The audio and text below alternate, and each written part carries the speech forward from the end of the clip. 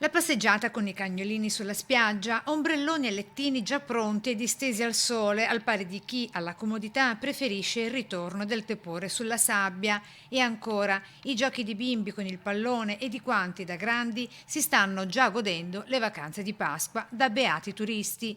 E il quadro dipinto in queste ore lungo il litorale veneziano, con la riapertura di molti alberghi su Jesolo e Cavallino, è una forte ripresa dell'occupazione dopo 2 anni di agonia. Siamo oltre il 70% con delle punte anche di 80-85% di occupazione, per cui siamo assolutamente felici per come è iniziata la stagione, anche in virtù del fatto appunto che in questo periodo dell'anno era 2 anni che eravamo sostanzialmente impossibilitati ad accogliere gli ospiti. A popolare le nostre spiagge, per lo più turisti italiani, per oltre il 50%, con gli storici turisti di nazionalità tedesca e austriaca, alloggiati per lo più nei campeggi. Ovviamente grande l'emozione degli albergatori nel riaprire l'attività. E vedo che la gente scende con la voglia di dedicarsi una pausa, una piccola pausa insomma dal tran tran quotidiano. Siamo finalmente felici di poter tornare a fare il nostro lavoro.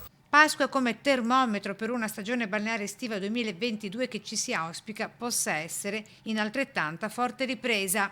C'è stata una forte pressione della domanda nei primi 2 mesi dell'anno, un po' di spazio nel quale insomma, le vicende dell'Est hanno rallentato, adesso sono riprese le prenotazioni in maniera abbastanza fluida, c'è un cauto ottimismo.